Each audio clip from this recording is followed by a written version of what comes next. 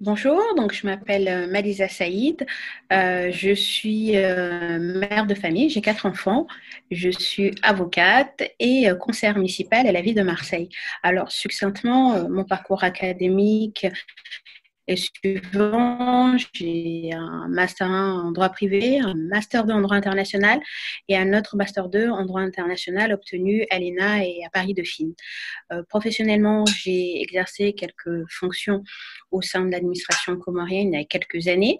Et puis, arrivée en France, je me suis investie en politique et je suis en charge non seulement de la formation digitale pour la ville de Marseille, mais également des programmes européens. Et puis, très récemment, j'ai fait acte de candidature pour devenir la maire du second secteur de la ville de Marseille, donc qui regroupe les deuxième et troisième arrondissements de Marseille.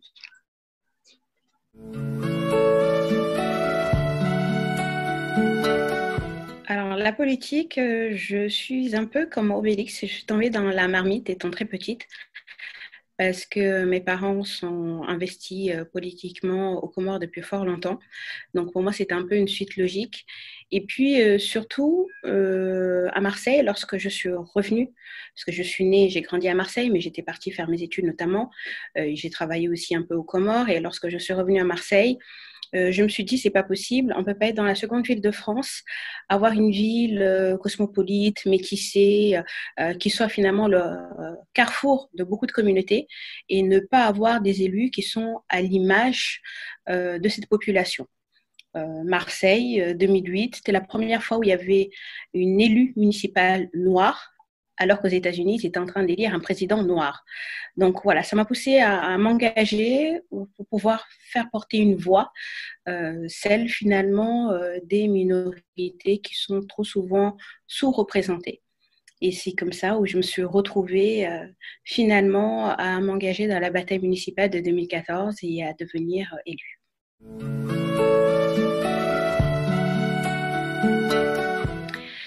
Finalement, c'est une suite logique. J'ai été engagée sur les listes de Jean-Claude Gaudin en tant que société civile. Je n'étais pas encartée chez les Républicains, mais j'ai toujours eu une sensibilité proche du centre droit. Je suis une jupéiste convaincue.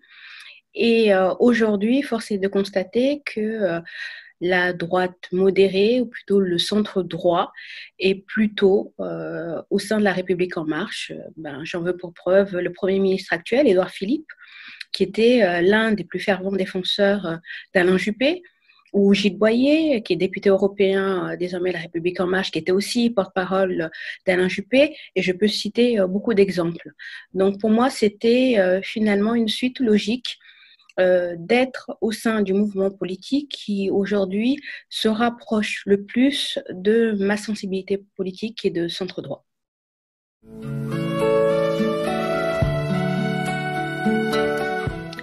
Alors, effectivement, il y a eu plusieurs témoignages qui tendent à démontrer que la communauté comorienne est plus touchée que d'autres.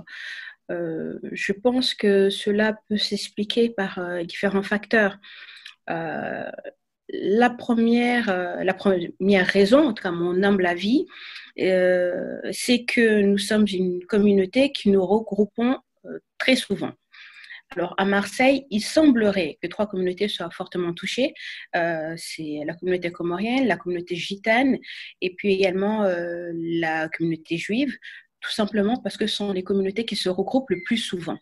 Ça, ce serait l'un des facteurs explicatifs.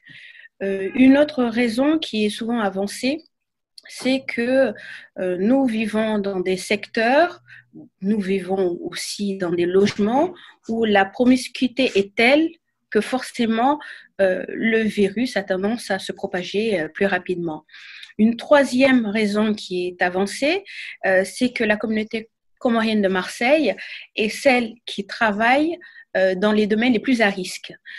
C'est-à-dire que ce sont nos mamans qui sont femmes de ménage, qui sont aides-soignants, qui sont voilà, caissières, etc. Donc, ce sont des secteurs d'activité actuellement où il y a un fort taux de contamination. Donc, toutes ces raisons cumulées font que, hélas, nous sommes plus touchés que d'autres. En tout cas, ce sont pour moi des facteurs explicatifs de ce taux très fort de personnes contaminées au sein de la communauté comorienne de Marseille.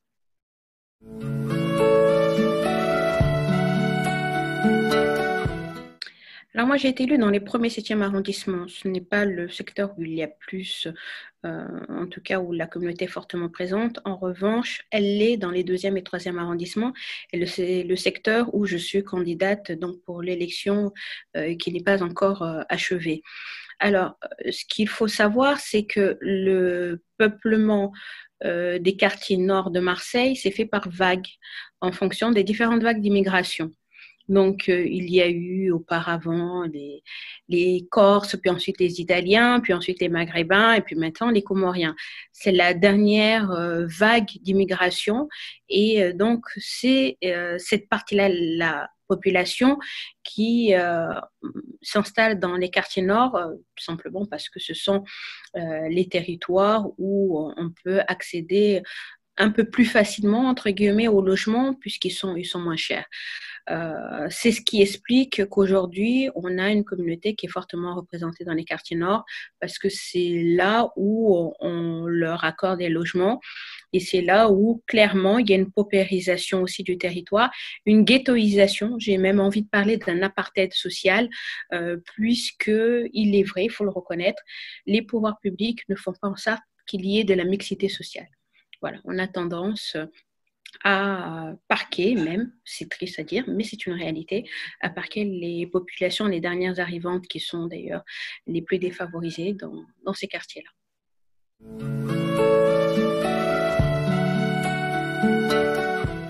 Alors, pour la violence, je veux en revenir encore une fois à cette histoire de Marseille.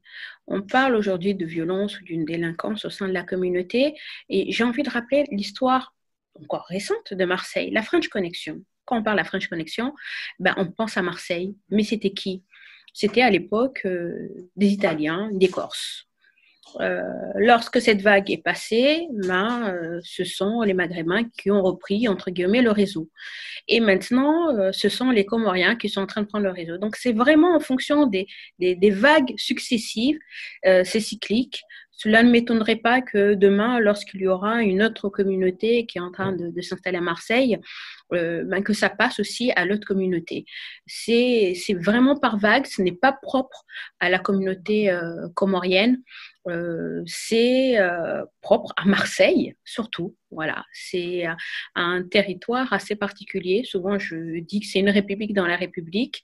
Et donc, toutes les communautés ont, à un moment ou à un autre, été touchées par la délinquance. Ce n'est pas propre à la communauté comorienne.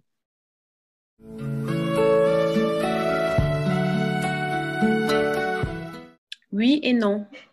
Alors, je m'explique. Pour comprendre la communauté comorienne, je pense qu'il faut quand même revenir peut-être il manque des études sociologiques, mais il faut revenir sans aucun doute à notre société, à nos coutumes. Historiquement, au sein de la communauté comorienne, les enfants ont toujours eu une figure paternelle. Si ce n'est pas celle de leur père, c'est forcément celle de leur oncle maternel. Et il y a toujours eu un système qui permet à ce que les enfants soient encadrés. Or, force est de constater, en tout cas en France et plus spécifiquement à Marseille, qu'il y a beaucoup de foyers monoparentaux et où la mère se retrouve seule à faire face à l'éducation des enfants. Et donc, forcément, c'est un peu plus difficile. Elle se sacrifie beaucoup. Je refuse ce fatalisme qui dit qu'à Marseille, nous avons échoué en termes d'éducation parce qu'il y a beaucoup de réussites. Et c'est même la raison pour laquelle, avec d'autres camarades, on fait en sorte à ce que nous puissions valoriser ces réussites. Ces réussites demeurent. Dans le secteur artistique, quand on entend des jeunes comme Soprano, comme Alonso, etc., qui sont nés dans les quartiers nord de Marseille, ce sont des réussites. Il y a des réussites sportives. au sein de l'OM ou d'autres équipes de D1 ou D2. Il y a des jeunes comoriens, des quartiers nord aussi de Marseille. Il y a des réussites politiques quand on a un Saïd Hamada qui devient député ou une Malisa Saïd qui est adjointe au maire, etc. C'est qu'il y a des réussites politiques. Il y a des réussites économiques aujourd'hui dans le secteur de l'entrepreneuriat aussi. Il y a des jeunes comoriens qui sont issus de la diaspora ici à Marseille, et ainsi de suite. Donc, je me refuse à cette vision fataliste qui dit que nous échouons dans le secteur de l'éducation à Marseille, même si je reconnais qu'effectivement, avec les difficultés sociétales que nous rencontrons, c'est devenu un peu plus difficile de parvenir à une réussite éducative à Marseille.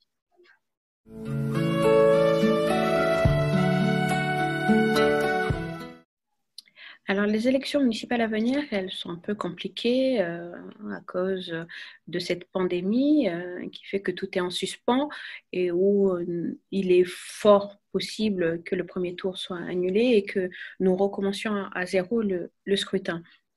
Et je me suis engagée dans le 2e et 3e arrondissement de Marseille parce qu'effectivement, c'est le secteur le plus pauvre, c'est celui qui a été abandonné par tous. Et quand je dis par tous, je parle des pouvoirs publics, qu'ils soient locaux ou nationaux. Or, c'est là où il y a le plus à faire. C'est là où, effectivement, les minorités sont fortement présentes et elles ont été abandonnées par tous. Ma priorité, elle est double, j'ai même envie de dire triple. Elle est en termes de logement, parce que nous avons beaucoup de logements insalubres sur ce secteur. Donc, il va y avoir une priorité, ça va être celle d'avoir une véritable politique de logement, une véritable politique immobilière, mais elle pourra se faire qu'avec l'État, parce que ce secteur le plus petit de Marseille, le budget de la mairie des 2e et 3e arrondissements, c'est moins d'1 million par an, c'est rien. Donc, si on veut véritablement mener une politique pour que les gens puissent vivre dans des logements décents, il va falloir le faire en partenariat avec l'État. La seconde priorité, ce sera celle de l'éducation et de l'équipement, tout court.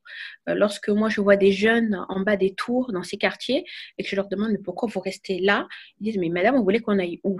Dans le 2e et 3e arrondissement de Marseille, vous avez 0 stade de foot, vous avez 0 piscine, vous avez aucun équipement qui permette aujourd'hui aux jeunes de pouvoir se cultiver, de pouvoir faire du sport, de pouvoir apprendre.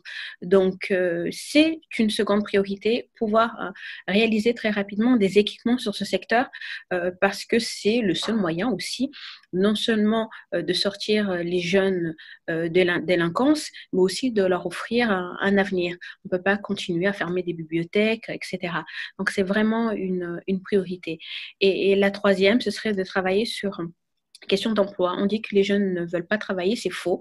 Lorsque leur vous proposez de l'emploi, bien sûr, ils courent et ils ramènent leur CV.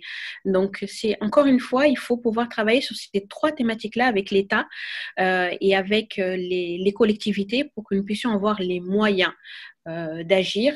Et si on ne le fait pas très rapidement, je le dis et je le répète souvent, ça va être une cocotte minute. Dans le 2e et 3e arrondissement, ça risque d'imploser parce que les jeunes, si on les abandonne, tôt ou tard, il risque de se passer quelque chose de très grave dans le secteur.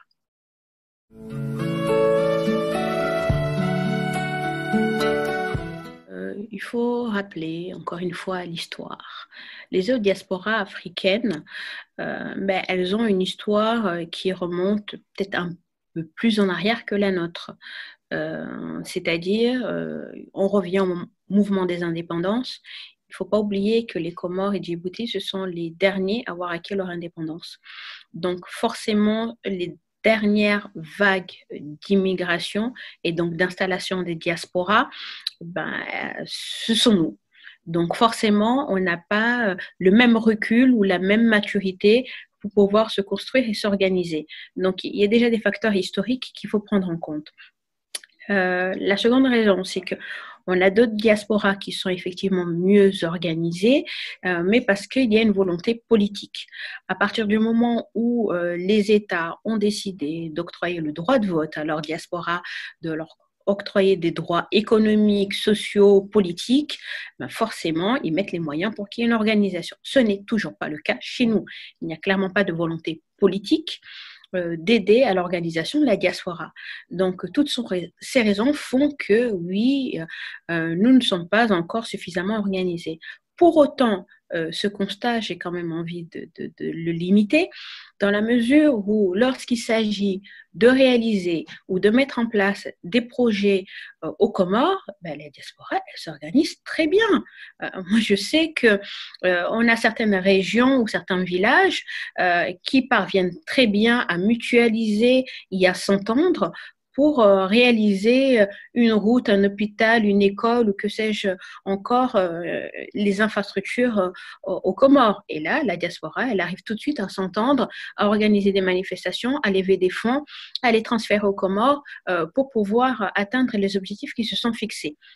Donc, il peut y avoir visiblement une désorganisation, mais elle est entretenue et elle est voulue parce que les pouvoirs publics ne donnent pas les moyens ou ne souhaitent pas qu'on puisse s'organiser. Mais d'un autre côté, nécessité fait loi, il y a plusieurs domaines où la diaspora arrive à s'organiser parfaitement.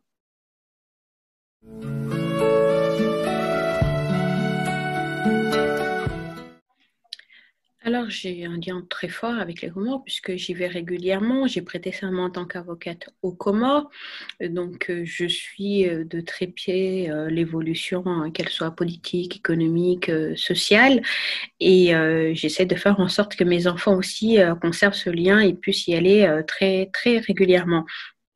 J'espère un jour pouvoir même y impliquer encore plus fortement parce que je pense que notre pays d'origine a besoin de tous et de toutes et que si on peut apporter notre contribution, on le fera bien volontiers si on nous en laisse l'occasion.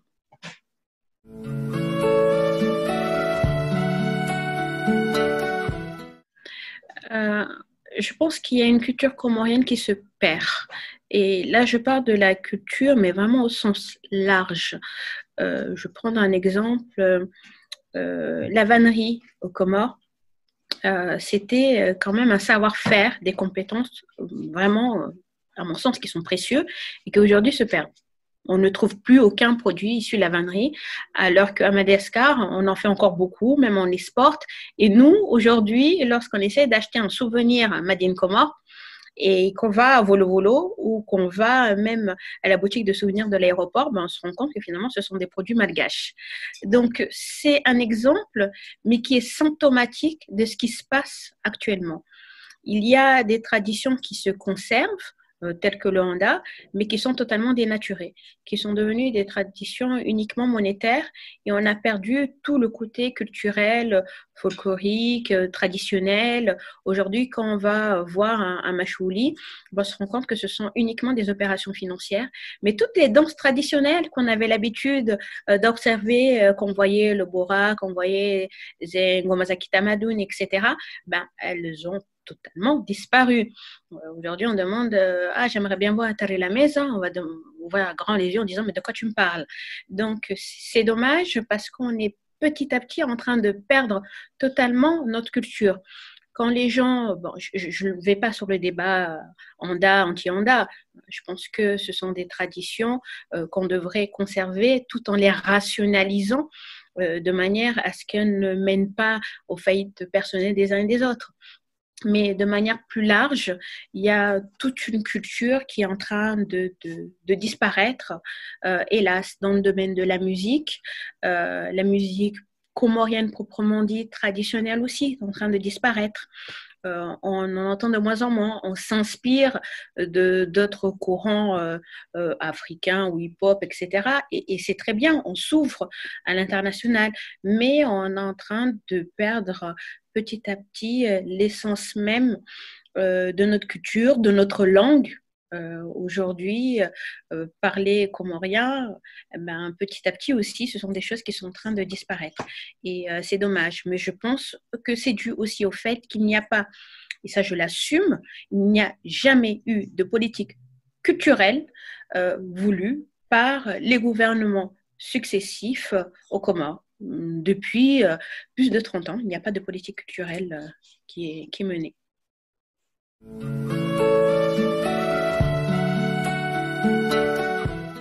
Alors, des projets pour les Comores, ça, je pense que tous, on en a au fond de nous. On aimerait bien, à un moment, rentrer et apporter notre contribution, que ce soit dans le domaine entrepreneurial ou que ce soit dans le domaine politique, parce qu'on a l'impression que les choses ne bougent pas et on a envie d'aller donner un coup de pied dans la fourmilière.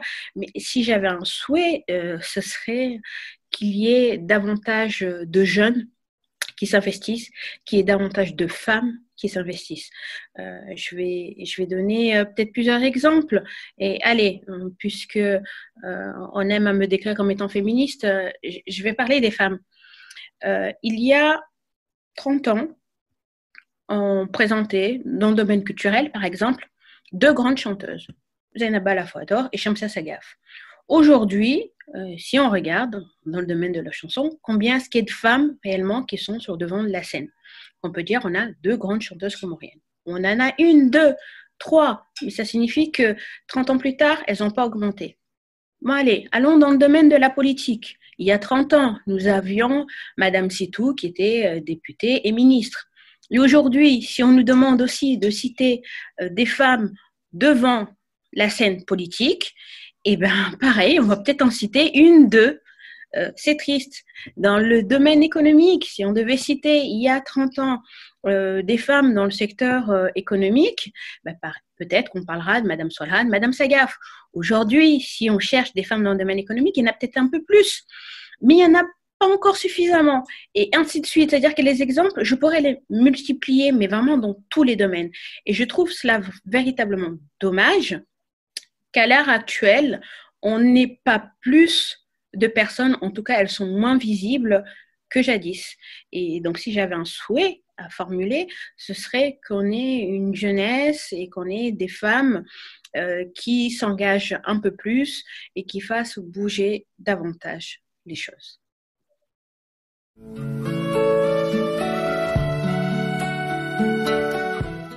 64,7% des femmes sont des parlementaires sont des femmes. Bon, c'est l'histoire qui fait ça. Suite au génocide, etc., la justice était menée par les femmes lorsqu'ils ont mis en place les GACACA. Ce sont des tribunaux traditionnels. Et puis derrière, il y a eu une volonté clairement de Paul Kagame de porter des femmes au pouvoir. Donc, on le constate de plus en plus dans beaucoup de pays africains. Et nous, on a du retard. Alors qu'on dit qu'on est une société matriarcale, non, on est une société matrilinéaire, mais le pouvoir demeure patriarcal.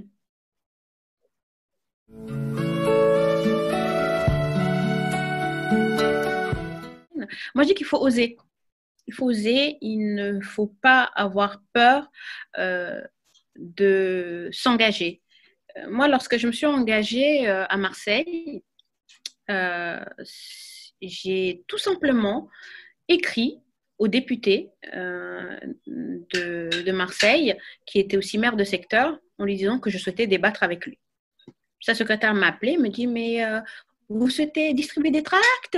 Vous souhaitez participer à des réunions? Je dis, non, je veux débattre avec le député. Elle a dû me prendre pour une folle en se disant, mais c'est qui celle-là qui se permet de demander à débattre avec le député? Mais il n'empêche qu'il a donné suite à ma demande et on s'est rencontrés et on a échangé, on a débattu. C'est comme ça que j'ai mis le pied finalement dans la politique marseillaise. Donc, il ne faut pas avoir peur, il ne faut pas se mettre des embûches, se mettre des barrières en pensant qu'on ne peut pas, on ne sera pas considéré ou on n'a pas le niveau, etc. Et on a peur de prendre les devants. Donc, moi, si j'ai un conseil à donner aux jeunes filles, c'est de ne pas avoir peur, de prendre les devants, d'oser poser des questions, d'oser s'impliquer, d'oser prendre des initiatives, d'oser se démarquer, parce que c'est ainsi et seulement ainsi que l'on pourra s'affirmer et prendre la place que doit être la nôtre au sein de la politique, que ce soit en France ou aux Comores. Kawadani kamwamba kweli